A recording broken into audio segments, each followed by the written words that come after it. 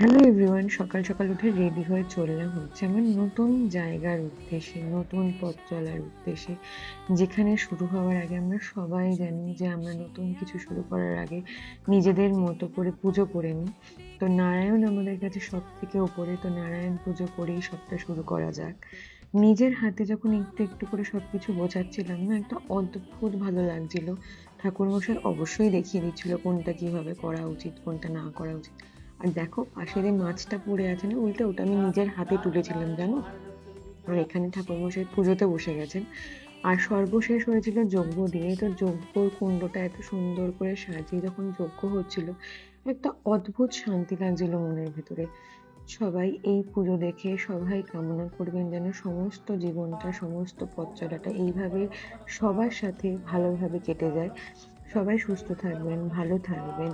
আর পারলে like and subscribe করে দেবেন।